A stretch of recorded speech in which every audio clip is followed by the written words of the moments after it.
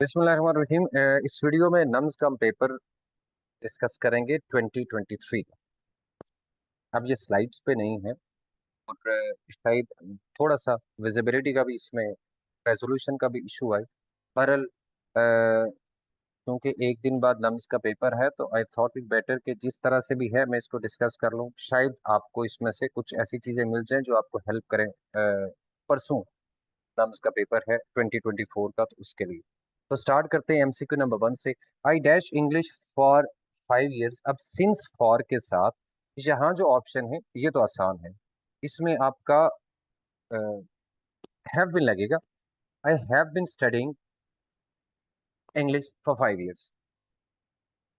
Since और for के साथ जो आपने इंपॉर्टेंट चीज जहन में रखनी है वो ये है कि कभी भी सिंपल प्रेजेंट टेंस के साथ हम सिंस और फॉर नहीं लगाते। पहली चीज, इस तरह का एक एमसीक्यू आज से 2 साल पहले आया, 2-3 साल पहले आया, 2 दफा वो रिपीट हो चुका है। I know him for 5 years, I knew him for 5 years। तो उसके अंदर भी बहुत सारे स्टूडेंट्स ने ये गलती की थी कि नो लगा दिया था कि मैं उसे कई सालों से जानता हूँ। आप ट्रांसलेशन करते हैं टेंसेस के अंदर, जो कि नहीं करनी चाहिए। कभी भी सिंपल प्रेजेंट टेंस के साथ आपने सिंस और फॉर नहीं लगाना, यानी सिंस फॉर लगा हुआ है तो उससे पहले आप सिंपल प्रेजेंट टेंस कभी भी ना लगाएं। हाँ, इसके साथ कौन कौन से टेंसेस आ सकते हैं? बाकी तकरीबन सारे ही आ सकते हैं। परफेक्ट कॉन्टिन्यूस, ये तो सबको पता होता है, आता है। सिर्फ परफेक्ट टेंस भी आ सकता है। अगर यहाँ पे मैं लिखूं I have studied English for 5 years तो ये बिल्कुल सही होगा। तो परफेक्ट टेंस के साथ सिंस फॉर लगाते हैं, परफेक्ट कॉन्टिन्यूस के साथ लगाते हैं, पास्ट इंडेफिनिट के साथ भी लगा सकते हैं। I studied English for 5 years, ये भी बिल्कुल सही होगा। But I study English for 5 years बिल्कुल गलत होगा। प्रेजेंट इंडेफिनिट के साथ कभी भी नहीं लगाना। सेकंड चीज ये याद रखनी है कि अगर हमारे पास स्टेटिव वर्ब आ जाए सिंस या फॉर के साथ, जब भी आपके स्टेटिव वर्ब्स आएंगे, अब स्टेटिव वर्ब्स का मैं मेंशन कर देता हूं लेकिन आप इसकी लिस्ट देख लीजिएगा। इसके अंदर सेंसेस के वर्ब आते हैं, इसके अंदर पोजेशन के वर्ब आते हैं। लाइक जैसे आपका हैव है, ओन है, ओ डब्ल्यू एन ओन, या पोजेस है। इसी तरह से फीलिंग्स आती है, लव है, हेट है, लाइक है, डिसलाइक है। माइंड और परसेप्शन से रिलेटेड कुछ वर्ब्स आते हैं, अंडरस्टैंड है जैसे, नो है जैसे। इन सारे स्टेटिव वर्ब्स के साथ अगर हमें सिंस फॉर लगाना पड़े तो since for plus stative verb, ऐसी सूरत में हम हमारे पास जो टेंस आएगा वो कौन सा होगा, ये सवाल है। तो टेंस इसके अंदर आप परफेक्ट कॉन्टिन्यूस नहीं लगा सकते। जब भी स्टेटिव वर्ब आएंगे तो स्टेटिव वर्ब का जो बेसिक कॉन्सेप्ट ये है कि हम उसके साथ आईएनजी फॉर्म नहीं लगाते हैं स्टेटिव वर्ब के साथ। तो जब भी आपको स्टेटिव वर्ब के साथ सिंस फॉर लगाना हो तो आपका टेंस परफेक्ट कॉन्टिन्यूस कभी नहीं हो सकता। उसकी जगह पे आप क्या लगाएंगे? परफेक्ट टेंस लगाएंगे। यानी प्रेजेंट परफेक्ट कॉन्टिन्यूस नहीं लगा सकते, हम क्या लगाएंगे? परफेक्ट लगाएंगे, प्रेजेंट परफेक्ट लगाएंगे। इसी तरह से हम पास्ट परफेक्ट कॉन्टिन्यूस नहीं लगा सकते, पास्ट परफेक्ट लगाएंगे। For example, I have owned this house for 10 years होगा। I have been owning this house for 10 years नहीं हो सकता। I have been loving her since my childhood, गलत है। I have loved her since my childhood, because love और on जो है ये स्टेटिव वर्ब्स है। इनके साथ अगर आपका सिंस फॉर लगा हुआ है फिर भी आप परफेक्ट कॉन्टिन्यूस टेंस नहीं लगाएंगे, आप परफेक्ट टेंस लगाएंगे। नेक्स्ट हम देखते हैं, नेक्स्ट सेंटेंस है the soup taste, taste simple है, it tastes good, is tasting नहीं होगा। अब सूप इज ऑल्सो, ये जो टेस्ट है this is also a stative verb. तो जो स्टेटिव वर्ब है उनकी हम आईएनजी फॉर्म यूज नहीं करते, तो इज टेस्टिंग नहीं करेंगे जब वो ये आपके अगर ये जो टेस्ट है जो सेंसिस वाले वर्ब है, फॉर एग्जांपल स्टेटिव वर्ब में और काफी सारे आते हैं, सेंसिस वाले वर्ब्स भी आते हैं। जैसे टेस्ट है, अ, उसके बाद स्मेल है, और ये कभी स्टेटिव होते हैं कभी नहीं होते। इस सेंटेंस के अंदर टेस्ट स्टेटिव वर्ब है तो हम इसके आईएनजी फॉर्म नहीं लगा सकते, टेस्ट्स लगाएंगे। और जब ये स्टेटिव होते हैं हमें कैसे पता चलता है? जो आपके सेंसेस के वर्ब है अगर वो स्टेटिव हैं तो उनको आप टू बी से रिप्लेस कर सकते हैं, is am are was were से। द सूप इज गुड आप कर सकते हैं। तो इसका मतलब है अगर आपका टेस्ट या स्मेल अगर वो आपका is am are was were से रिप्लेस हो जाता है तो दैट मीन्स वो स्टेटिव वर्ब है, उस सूरत में उसकी आईएनजी फॉर्म ना लगाए। नेक्स्ट देखते हैं, नेक्स्ट है आपका unless we dash now we can not be on time. अब ये बहुत इंपॉर्टेंट बात है। नॉर्मली ये कॉन्सेप्ट बना होता है स्टूडेंट्स का कि दो जगह दो विल नहीं लग सकते इकट्ठे, और एक तरफ विल है तो दूसरी तरफ हम सिंपल प्रेजेंट लगाएंगे। ये एक अ, आधा सा कॉन्सेप्ट है, बल्कि ये गलत कॉन्सेप्ट है। ये कोई इस तरह की लॉजिक नहीं है ये। असल बात ये, असल लॉजिक ये है कि जो आपकी टाइम क्लॉज होती, अब टाइम क्लॉज होती क्या है, ये जो लिखी हुई है पहले अनलेस वी, ये आपकी टाइम क्लॉज है। ये एक टाइम वर्ड से शुरू हो रही है अनलेस से। जो भी क्लॉज आपकी टाइम वर्ड्स के साथ शुरू होती है उसके अंदर कौन कौन से वर्ड्स आते हैं? व्हेन है, बिफोर है, आफ्टर है, अनलेस है, एज सुन एज है, वाइल है, there are so many other. In case भी आता है उसके अंदर इफ भी आता है। इन सारे वर्ड से शुरू होने वाली जो क्लॉजेस है, ऑल दो इफ वाली क्लॉज को हम टाइम क्लॉज नहीं कह सकते हैं, या इन केस वाली क्लॉज को हम टाइम क्लॉज उस तरह से नहीं कह सकते, बट रूल इन सब के लिए एक जैसा है। वो ये है कि इनमें कभी भी हम फ्यूचर टेंस नहीं लगाते। टाइम क्लॉज के अंदर फ्यूचर टेंस नहीं लगता। तो अगर हम फ्यूचर की बात करना चाह रहे हैं, हम आने वाले टाइम की बात करना चाह रहे हैं, फ्यूचर की बात करना चाह रहे हैं, तो टाइम क्लॉज में हम क्या लगाएंगे? प्रेजेंट टेंस लगाएंगे। अगर हम फ्यूचर की बात कर रहे हैं, if we are referring to future, तो इसके लिए आपकी टाइम क्लॉज जो है वो किस में होगी? प्रेजेंट में होगी। टाइम क्लॉज आपकी प्रेजेंट टेंस में आएगी।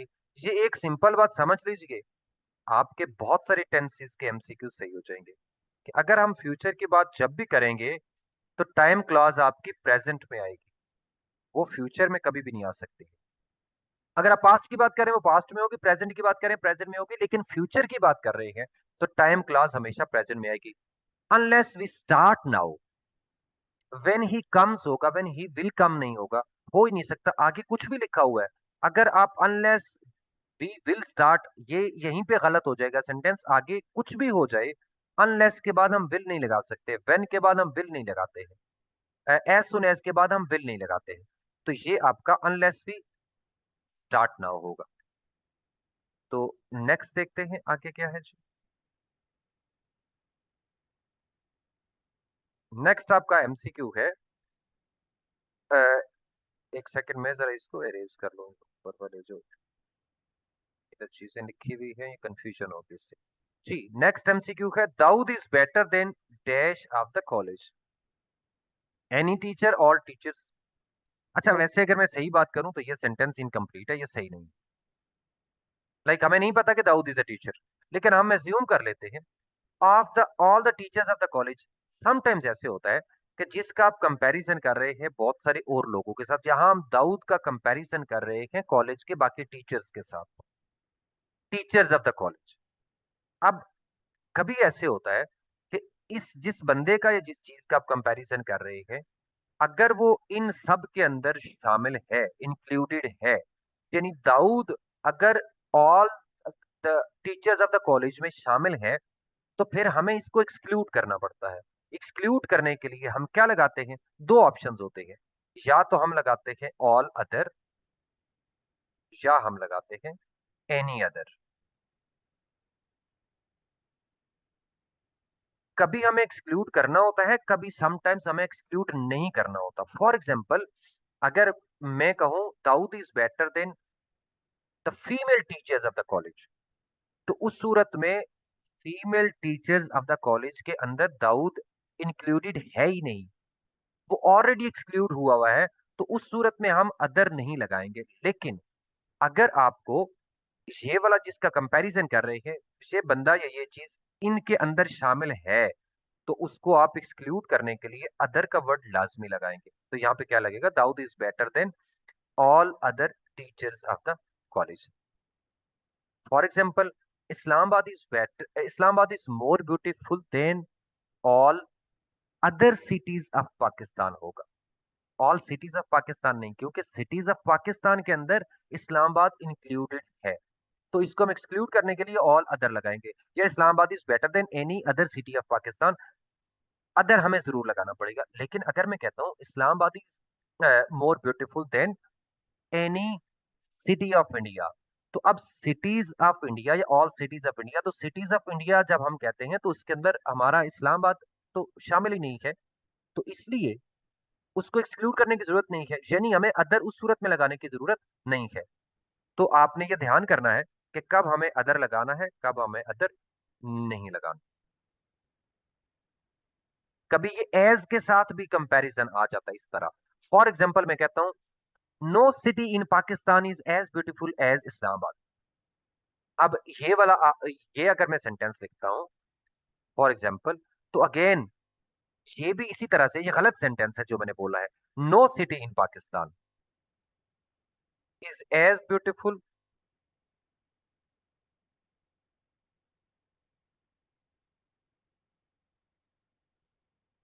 पाकिस्तान, बस जैसा इस पे लिखा जा रहा है इस पे गुजारा करिए, is as beautiful as beautiful as Islamabad.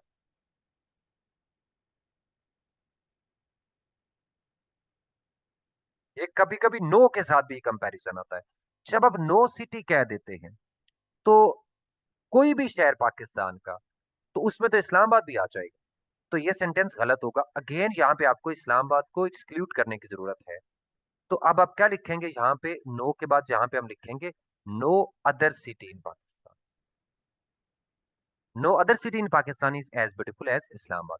तो ये कभी इस तरह से आता है जैसे ये क्वेश्चन दिया हुआ है, कभी ये नो के साथ भी आ सकता है। तो दोनों सूरतों में आपने ध्यान करना है कि कब आपको एक्सक्लूड करना है, कब आपको एक्सक्लूड नहीं करना। नेक्स्ट देखिए क्वेश्चन क्या है जी। अबाइड सिंपल है, ये फिक्स preposition है, इसके लिए कोई रूल्स नहीं है आपको याद करना है। फॉलो करने के लिए अबाइड बाय होता है। So abide by all the traffic rules. Next हम देख लेते हैं नेक्स्ट क्या है। नेक्स्ट है ही प्रेफर्स डेथ। प्रेफर के साथ हमेशा हमेशा हमने टू लगाना है, तो ये डेल्टा ऑप्शन होगा। याद रखिए सिंपली प्रेफर के साथ आपने हमेशा टू लगाना है, प्रेफर ओवर कभी भी नहीं होता। तो यहाँ पे सिंपली प्रेफर टू होगा। ये बात जानने के बावजूद भी बहुत सारे स्टूडेंट्स को लास्ट ईयर ये कंफ्यूजन हो रही थी कि कहीं ओवर तो नहीं आएगा। देखने में लाइक बोलने में बंदे को ऐसे लगता है कि शायद ओवर आता है या ऑन आता है, बट बिल्कुल भी नहीं आता।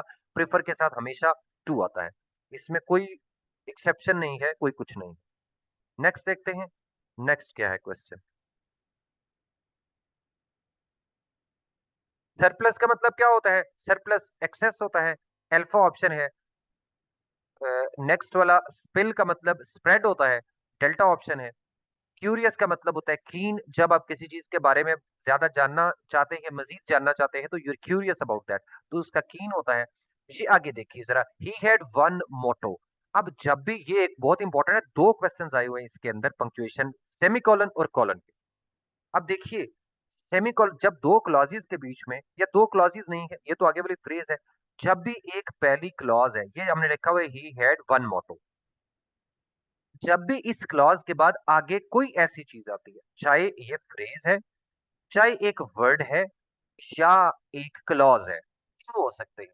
अगर पहली वाली क्लॉज को एक्सप्लेन किया जा रहा है अगले हिस्से के अंदर, चाहे आपकी फ्रेज हो, चाहे आपका एक वर्ड हो, चाहे आपकी पूरी क्लॉज हो, तीनों हो सकते हैं। अगर सेकंड, फर्स्ट वाली क्लॉज को सेकंड वाला हिस्सा एक्सप्लेन कर रहा है, तो ऐसी सूरत में हम एक्सप्लेनेशन के लिए कॉलन लगाएं। अगर सेकंड वाला हिस्सा फर्स्ट वाली क्लॉज को एक्सप्लेन कर रहा है, चाहे वो एक फ्रेज हो सेकंड में, चाहे वो एक वर्ड हो, चाहे वो आपकी पूरी क्लॉज हो, तीनों हो सकते हैं, आपने कॉलन लगाना है। He had one motto, explanation कैसे है, ये मोटो क्या है, ये यहाँ पे ये लिखा हुआ है सर्विंग ह्यूमैनिटी, ये इस मोटो को एक्सप्लेन किया हुआ है, तो यहाँ पे हम कॉलन लगाएंगे। या मैं कह सकता हूँ I have one mission to become a pilot, तो to become a pilot is my mission, तो मिशन को आगे एक्सप्लेन किया हुआ है, तो मैं क्या लिखूंगा, कॉलर लगाऊंगा बीच में। या अगर दो क्लॉजेस, क्लॉजेस कैसे हो सकती हैं, फॉर एग्जांपल मैं कहता हूं I have one mission in life colon I want to become a pilot. तो अब I want to become a pilot एक क्लॉज है पूरी, लेकिन अगेन ये पिछली वाली क्लॉज को एक्सप्लेन कर रही है, उसको इलेबोरेट कर रही है। जब भी सेकंड वाली क्लॉज, सेकंड वाली फ्रेज या एंड पे आने वाला वर्ड पहली क्लॉज को एक्सप्लेन करे या उसको इलेबोरेट करे, ऐसी सूरत में दो के बीच में हम क्या लगाते हैं?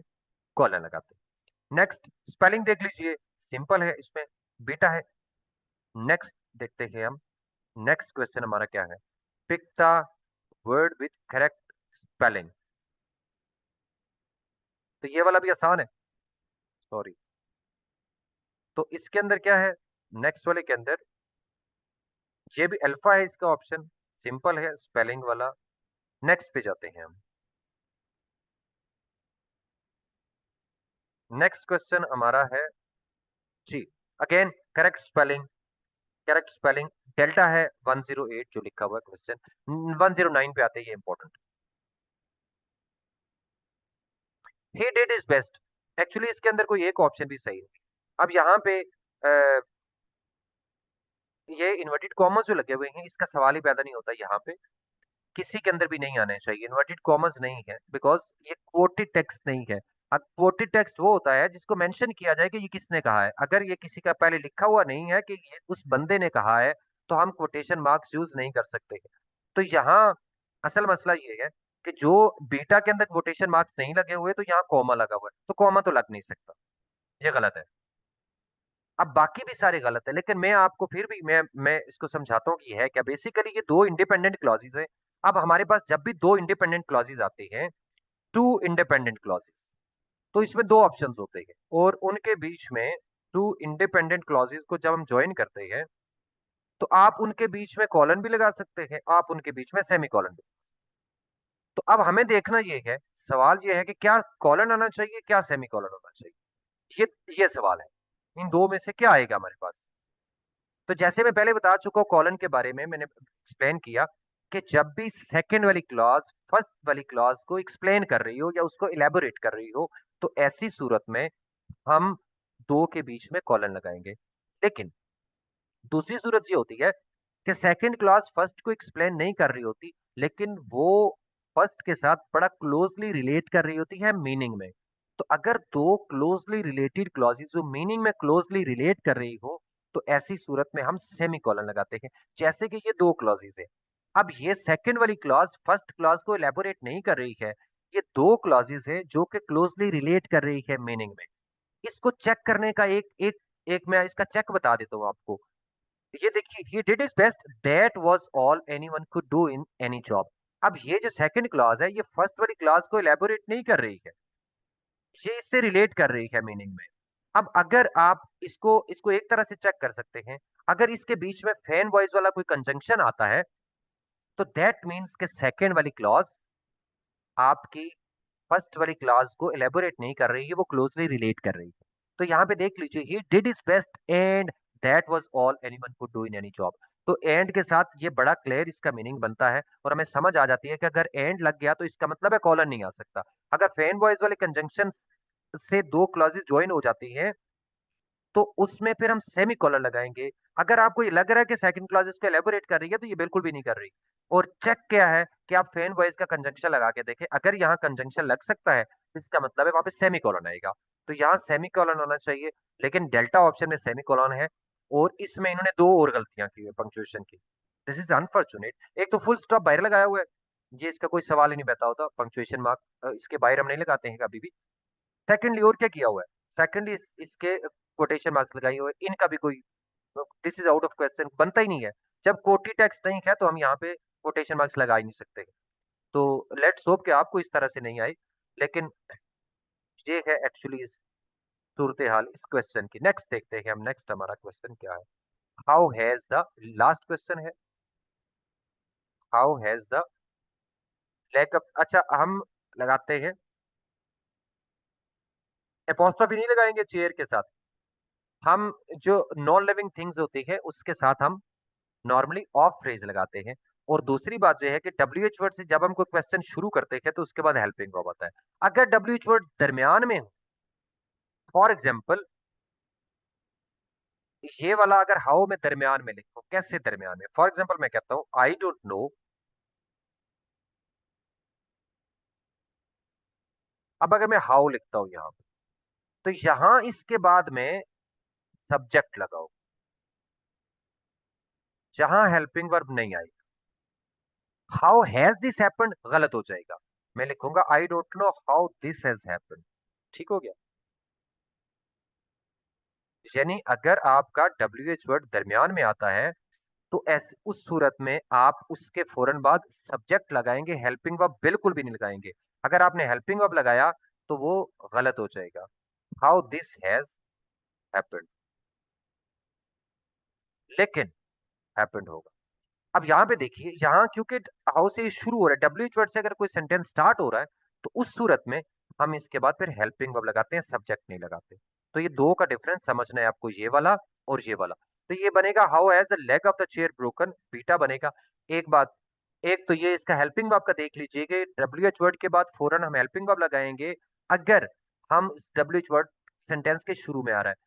डब्ल्यू एच वर्ड के बाद हम हेल्पिंग वर्ब नहीं लगाएंगे बल्कि सब्जेक्ट लगाएंगे अगर डब्ल्यू एच वर्ड दरमियान में आ रहा है।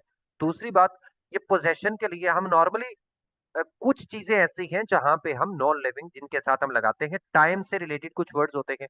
लाइक हम यस्टरडे के साथ, मंडे के साथ, संडे के साथ हम अपोस्ट्रोफी लगाते हैं, ऑफ नहीं लगाते हैं।